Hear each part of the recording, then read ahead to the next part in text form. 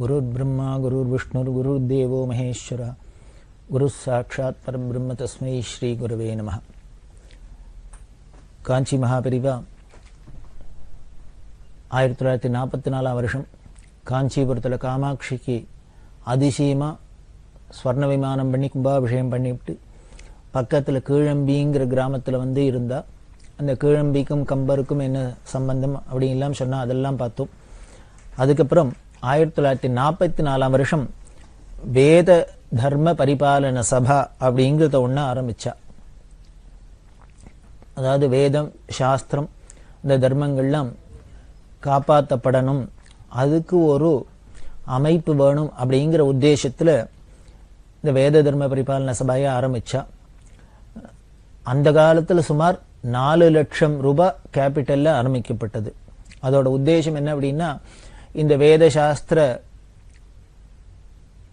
படித்த வித்வான்களுக்கெல்லாம் உபகாரம் பண்ணுறது, அதே மாதிரி இந்த வேத சாஸ்திரங்களில் என்னென்னலாம் பிரச்சனைகள் வருதோ, ஜனங்களுக்கு சந்தேகங்கள் வருதோ அதெல்லாம் தீர்க்கிறது. அது மாதிரி பல நோக்கங்கள் அதுக்காக 4 லட்சம் ரூபாய் சுமார் 4 லட்சம் ரூபாய் மூலதனத்தில் அது ஆரம்பிக்கப்பட்டது. அது இன்று வரைக்கும் ரொம்ப சிறப்பாக நடந்துன்னு வருது.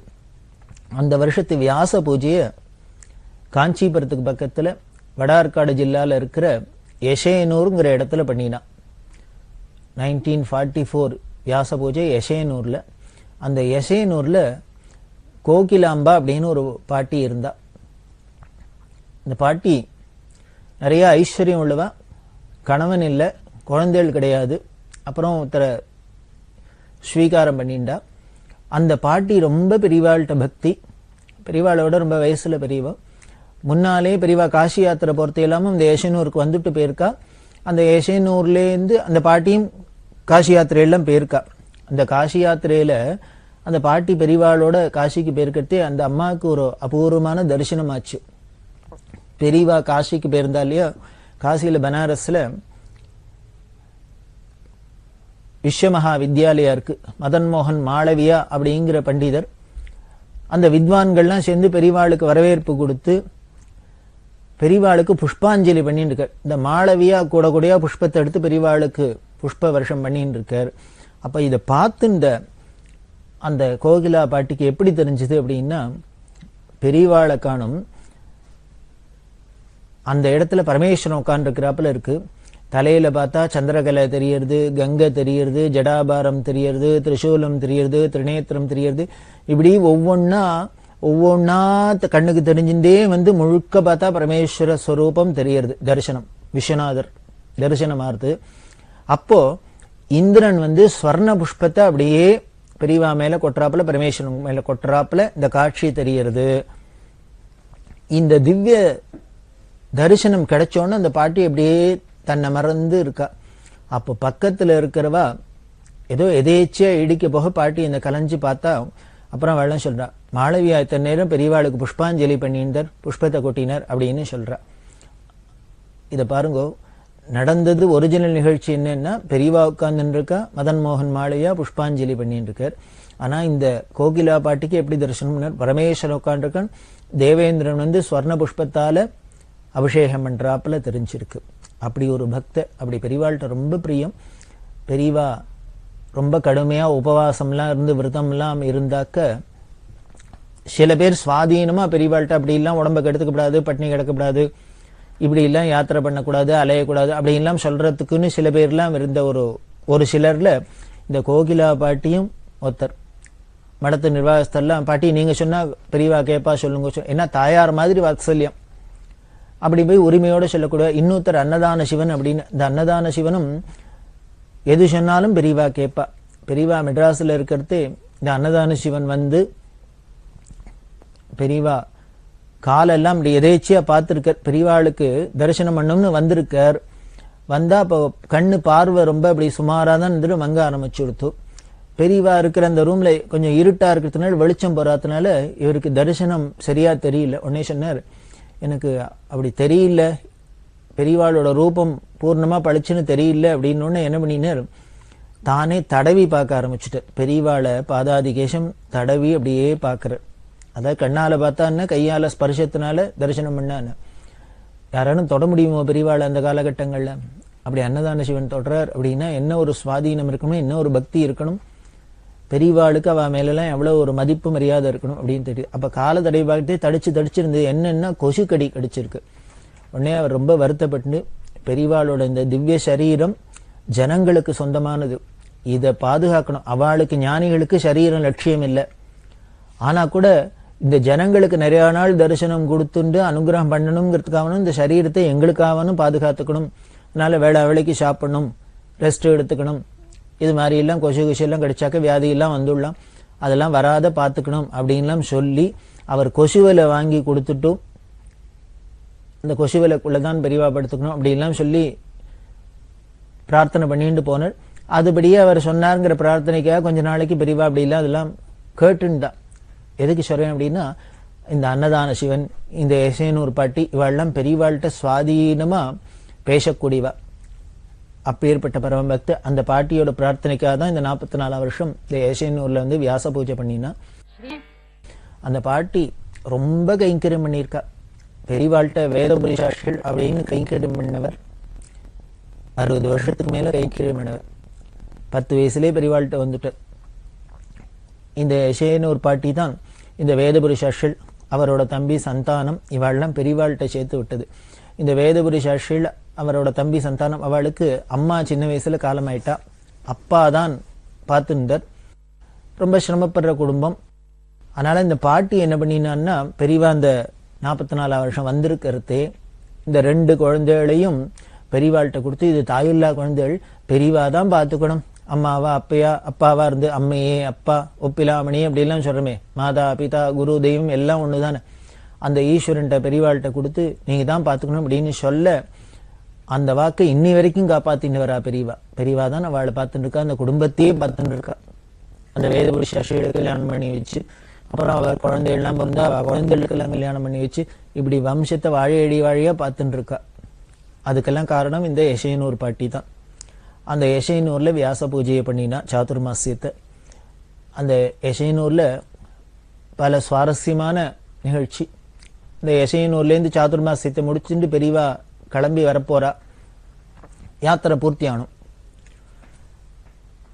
அதுக்கு முத நாள் என்ன பண்ணினா, பெரியவா எல்லாரையும் கூப்பிட்டு அந்த பெரிய வீடு, கிராமத்துல அந்த காலத்துல கேட்பானே வீடு நடுப்புற மித்தம் எல்லாம், இந்த கூடத்துல சந்திரமௌலீஸ்வரர் வச்சுக்க எல்லாரும் பெரியவா கூடத்துல உட்காந்து பூஜை பண்ணிட்டு மித்தத்துல உட்காந்து எல்லாரும் தரிசனம் பண்ணுது. அப்படி இல்லாம் அன்னைக்கு கிளம்புறதன்னைக்கு காலங்காலத்தால பெரியவா என்ன பண்ணினா, எல்லாரையும் கூப்பிட்டு இங்க சந்திரமௌலீஸ்வரர் சன்னதிக்கு வர சொல்லும், வித்வான்கள் எல்லாரும் வர சொன்னா, எல்லாரும் என்னமோ ஏதோ சம்பாவனை பண்ண போராடுக்கும், அதுவாக்கும் இதுவாக்கும் அப்படின்னு நினைச்சுன்னு எல்லாரும் வந்தா. ஒருத்தருக்கு சொல்லிக்கிறா, முக்கியமா கூப்பிடுறா பெரியவா, அவசரமா கூப்பிடுறா சந்திரமௌலீஸ்வரர் சன்னதிக்கு. பாட்டி வந்து நிக்கிறா, என்ன கொடுக்க போறாளோ ஏது தர போறாளோ அதனால மிஸ் பண்ணிட்டு போனோம், எல்லாரும் வாங்கணும். எல்லாரும் வந்தோன்னு பெரியவா என்ன சொன்னா அப்படின்னா, ஒண்ணும் இல்லை, இப்ப சந்திரமௌலீஸ்வரர் சன்னதிக்கு முன்னால எல்லாரும் சங்கல்பம் பண்ணீங்கோ, பிரதிஜை பண்ணீங்கோ, இன்னுமே காப்பி டீ சாப்பிட மாட்டேன்னு எல்லாரும் இங்க சந்திரமௌலீஸ்வரர் சாட்சியா சொல்லுங்கோ, சங்கல்பம் பண்ணி இன்னையிலேருந்து காப்பி டீயை தொடப்படாது அப்படின்னு. வந்தவாளுக்கெல்லாம் ஆச்சரியமே படுத்து, என்னமோ ஏதோ சம்பாவனை பண்ண போறாளுக்கும், பணம் கொடுக்க போறாளுக்கும், சொர்ணம் கொடுக்க போறாளுக்கும், வேஷ்டி கொடுக்க போறாளுக்கும் அப்படின்னு நினைச்சுன்னு வந்தா, எல்லாரையும் விட்டு போயிடாத இருக்கணுமேனு அழிச்சுன்னு வந்தா, கடைசியில என்னடான்னா இப்படி ஒரு விக்கெட்ல கொண்டு நிறுத்துற. அப்படி சங்கல்பம் வேண்டாம் பெரியவா விட்டுருவாளா? அதுவும் சந்திரமௌலீஸ்வரர் சன்னதி பெரியவா இருக்கா அப்படின்னா, அங்க வந்து நம்மளால சத்தியத்தை தவிர வேற என்னத்தை பார்க்க முடியும், என்ன சொல்ல முடியும்? அப்படி இல்லாம் நம்மளை நேர்வழிப்படுத்தணுங்கிறதுக்காக பெரியவா சிரமப்பட்டிருக்கா, அப்படி எல்லாம் ஆசைப்பட்டிருக்கா, நம்ம எப்படியானும் நல்ல வழிக்கு வரணும் அப்படின்னு. அந்த பாட்டிகிட்ட சொல்றா. அந்த பாட்டி கிளம்புறதே சொன்னா, என்னால முடிஞ்சதை ஏதோ கைங்கரியம் பண்ணினேன், பெரியவா அதுல குத்தங்குறை இருந்தா மன்னிச்சு ஏத்துன்னு அனுகிரகம் பண்ணணும், இதே மாதிரி நிறைய பிராப்தம் கிடைக்கணும் அப்படின்லாம் பிரார்த்தனை பண்ண. அது என்ன குத்தங்குறைங்கிறப்போ நீ என்ன சும்மாவா பண்ணின, அப்படிதான் செலவழிச்சு எல்லாம் பண்ணியிருக்க, நீ பண்ணின உபச்சாரத்துல அது ஏன் ஒன்னு சொன்னாலே பொறுமே, காப்பியும் டீயும் ஆறான்னா ஓடித்து அப்படின்னு பரியாசம் பண்றா. அப்படின்னா அதாமா அவளுக்கு என்னென்ன வேணுமோ அதை கொடுத்துருக்கா, அதை பார்த்துட்டு தான் அதுக்கப்புறம் இங்க வந்து கருத்தை பிரதிங்க, இனிமே காப்பி சாப்பிட மாட்டேன், டீ சாப்பிட மாட்டேன், மடத்துல வந்து அப்படி மடத்துல வந்து இல்ல லைஃப்லயே சாப்பிடக்கூடாது, அதுக்கும் மீறி அட்லீஸ்ட் மடத்துல போற சமயத்திலான இல்லாத இருந்தா அதுலேயே பெரியவாளுக்கு சந்தோஷம் போல இருக்கு. அதுக்காக தான் இந்த பிரதிஜையெல்லாம் வேண்டியது. இப்படிலாம் இந்த யசனூர் பாட்டிகிட்டெல்லாம் சௌலபியமாக பழகிவிட்டு அந்த சாதுர்மாசியத்தை முடிச்சுட்டு பெரியவா அப்படி ஆற்காடு வழியால் வரா. ஆற்காடு முன்னமே பார்த்தோம் ரொம்ப பெரிய க்ஷேத்திரம், ஷடாரண்யம் அப்படின்னு. பரத்வாஜர், அத்ரி, அகஸ்தியர், வசிஷ்டர், வால்மீகி, கஷ்யபர் அப்படிங்கிற 6 ரிஷிகளும் தபஸ் பண்ணின இடம். 6 காடா இருந்திருக்கு. அந்த 6 காட்டிலையும் 6 ரிஷிகள் வந்து தபஸ் பண்ணியிருக்கா. எதுக்கு இந்த 6 ரிஷிகள் இங்க வந்து தபஸ் பண்ணான்னு வேற ஒன்றும் இல்லை. காஞ்சிபுரத்துல காமாட்சிக்கும் ஏகாம்பரேஸ்வருக்கும் கல்யாணம் நடந்தது இல்லையா? அம்பாள் தபஸ் பண்ணி ஏகாம்பரேஸ்வர விவாகம் என்றாலே அந்த கல்யாண தரிசனம் பண்ணணுங்கிறதுக்காக அந்த ரிஷிகள்லாம் வந்து தபஸ் பண்ணின இடம் தான் 6 காடா இருக்கிறது. ஆற்காடுங்கிறோம். அது இன்னைக்கு வேற பேர்ல இருக்கு. என்ன பேர்ல இருக்கு அப்படின்னா, பரத்வாஜர் இருந்து தபஸ் பண்ணது, பரத்வாஜ ஆசிரமம் இருந்தது, புதுப்பாடி அப்படின்னு சொல்றோம். அந்த ஊர்ல இருக்கிற சுவாமிக்கு பேரு பரத்வாஜேஸ்வரர்னு பேரு. அத்ரி மகரிஷி அவர் தபஸ் பண்ணியிருந்த இடம் குடிமெல்லூர் அப்படிங்கிற அந்த ஊர்ல சுவாமி பேர் அத்ரீஸ்வரர். அதே மாதிரி அகஸ்தியர் தபஸ் பண்ணியிருந்த இடம் காரக்காடுன்னு பேரு. அந்த ஊர்ல பேர் சுவாமிக்கு பேர் அகஸ்தியேஸ்வரர்னு பேரு. அதே மாதிரி வசிஷ்டர் அவர் தபஸ் பண்ணின இடம் வேப்பூர் அப்படிங்கிற இடம், சுவாமி வசிஷ்டேஸ்வரர். வால்மீகி மகரிஷி அவர் தபஸ் பண்ண இடம் விஷாரம்ங்கிற இடம், அது வால்மீகேஸ்வரர்.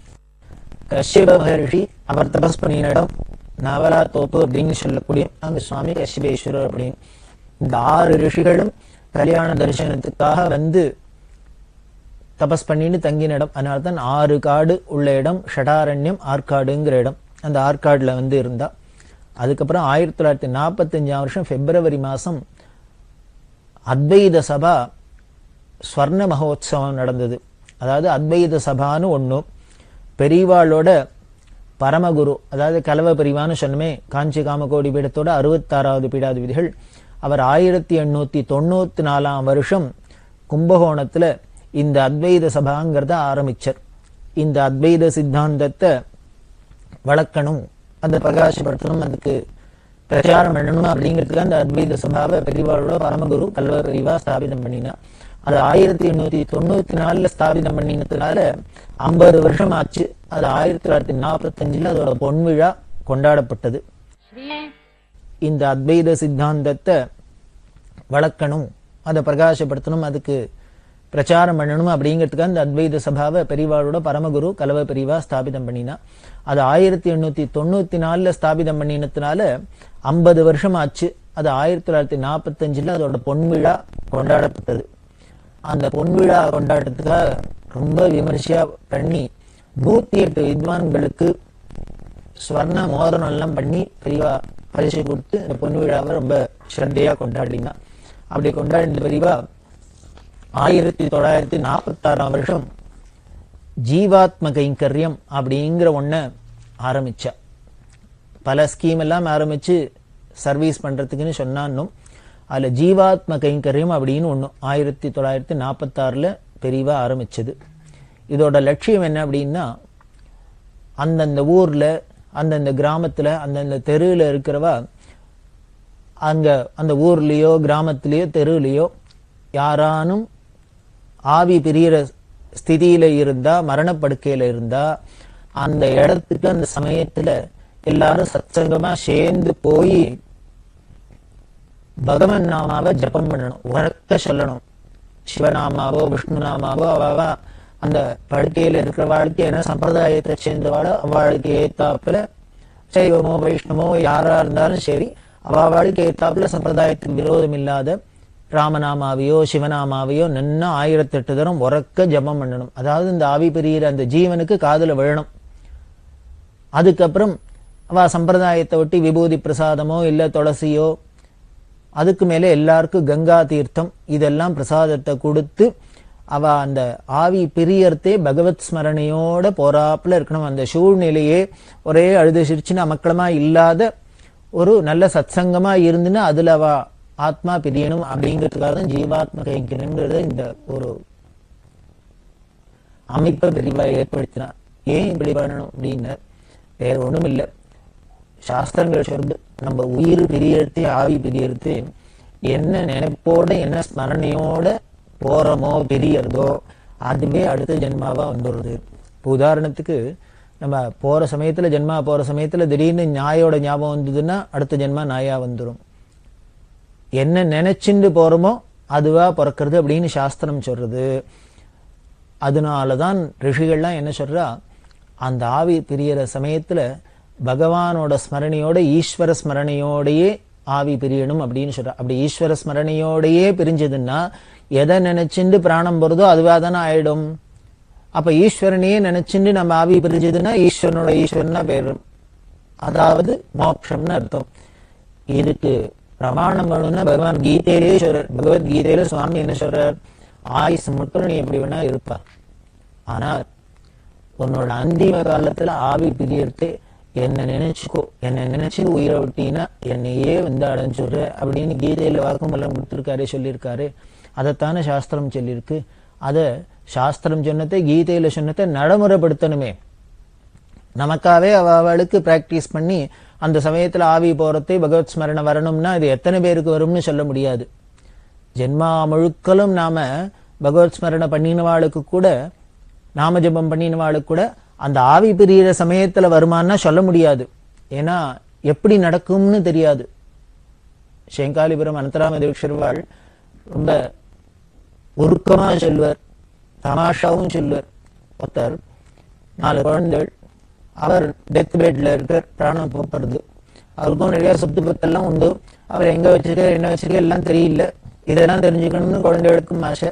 பொண்ணு பிள்ளை எல்லாரும் சூழ்ந்துட்டு இருக்கா. அதுல ஒரே ஒரு பிள்ளை மட்டும் பாம்பேல இருந்து வரணும். இவருக்கும் அப்பப்போ கோமா ஸ்டேஜுக்கு போயிடுறது. யாரு வந்திருக்கா, ஈத்தாப்புல யாரு நிக்கிறா, என்ன இருக்கு எது சொல்றதுக்கு தெரியல, அப்படி எல்லாம் இருக்கு. அப்பப்போ வந்துட்டு போயின்னு இருக்கு நினைப்பு. இந்த பொண்ணு பிள்ளையெல்லாம் பார்த்துட்டு இருக்கா இல்லையா, இல்ல அதுல பொண்ணு பார்த்தா, அப்பா என்ன தெரியறதான்னா, இன்னத்தி உன்னை தெரியறதான்னா, இவனை தெரியறதான்னா, அவனை தெரியறதான்னா எல்லாம் சொல்லிகிட்டே இருக்கா. ஒரு வழியா அவருக்கு போற ஸ்டேஜும் வந்துடுத்து. அப்போ அந்த கடைசி பிள்ளையும் வந்துட்டான். அவன் பேர் நாராயணன்னு பேர். குழந்தைகளுக்கு இந்த பகவான் நாமாவை வைக்கிறதுக்கு தாற்பயமே என்ன அப்படின்னா, நம்ம பகவானை நினைச்சுட்டு அவன் நாமாவை சொல்லிட்டு இல்லைன்னா கூட நம்ம குழந்தைகள் பேரை கூப்பிடுறதையும் நாராயணா நாராயணா கோவிந்தா சிவா கிருஷ்ணான்னு கூப்பிட்டே இருந்தாலே அது ஒரு ஜபமாயிடுறது. இந்த பகவான் நினைச்சு சொல்றதோட நம்ம குழந்தைகள் அப்படிங்கிற பாவத்தோட சொன்னோம்னா இன்னும் கொஞ்சம் பிரியமாவே சொல்லுவோம் இல்லையோ அந்த பேரை. அதுக்காக பகவான் நாமாவே பேரா வைக்கிறது. அப்படி நாராயணன் வச்சிருக்கா. உடனே பொண்ணு கேட்டா, அப்பா இவன் வந்திருக்கானே யாரு தெரியறதா யாரு தெரியறதா அப்படின்னார். அவர் ஆஹா வந்திருக்கிறது நாராயணன் தான் அப்படின்னு சொல்லப்படாதோ. அப்ப என்ன சொன்னா, நன்னா தெரியும் 3வது புள்ள அப்படின்னு. அது வரைக்கும் பிரஜை இல்லாத அப்படியும் இப்படியும் இருந்தவர் இந்த சமயத்துல மட்டும் என்ன சொன்ன, தெரியும் நன்னா தெரியறது என் 3வது புள்ளன்னர் பிராணம் எடுத்து. இது எதுக்கு இந்த கதையை செங்காலிபுரம் தீட்சிதர் சொல்லுவார் அப்படின்னா வேற ஒண்ணும் இல்லை. அவனோட பிராரப்தத்தை பாருங்கொள்ளேன். 3வது பிள்ளைங்கிறது வாயில வருது, அவனோட பேர் நாராயணன் வாயில வர மாட்டேங்கிறது பாருங்களேன். அப்படி தெரியறது நாராயணன் அப்படின்னு சொல்லிட்டு அஜாமிழ மாதிரி கரையர் இருக்கலாமே, அந்த ஏற விடாதுன்னா பண்ணி விடுறது. அதுக்காகத்தான் இப்படி சாஸ்திரத்துல சொல்லி கீதையில சொல்லி பகவத் ஸ்மரணியோட பகவன் நாம சொல்லிட்டே பிராணம் விடணும் அப்படின்னா கூட எத்தனை பேருக்கு கிடைக்கும் யாருக்கு கிடைக்கும் தெரியாது. அதை நடைமுறைப்படுத்தணும், எல்லாருக்கும் கிடைக்கணுங்கிற பெரிய பரோபகார சிந்தனையில தான் பெரியவா இந்த ஜீவாத்ம கைங்கரியம் அப்படிங்கிற ஒரு திட்டத்தை சொல்லி அந்த ஊர்ல இருக்கிற அத்தனை பேரும் போய் அந்த சமயத்துல பகவான் நாமாவை உறக்க சொல்லி, அதாவது காதலியான விழுமொழியோ, இந்த காதல விழுந்தாலும் அந்த நாமாவோட விசேஷம் உள்ளுக்குள்ள போய் தானே அவளுக்கு சத்கதியை கொடுக்கலாமே அப்படிங்கிற ஒரு உயர்ந்த நோக்கத்துலதான் இந்த ஜீவாத்மா கைங்கரியம் அப்படிங்கறத பெரியவா தீர்மானம் பண்ணி ஏற்பாடு பண்ணினா அது ரொம்பவே சிறப்பா பல இடங்கள்ல நடந்து வந்திருக்கு. இப்படி சமுதாயத்துக்கும் பல என்ன உபயோகமா இருக்குமோ அதெல்லாமும் சொல்லி சொல்லி பெரியவா தன்னுடைய யாத்திரையை தொடர்ந்து வர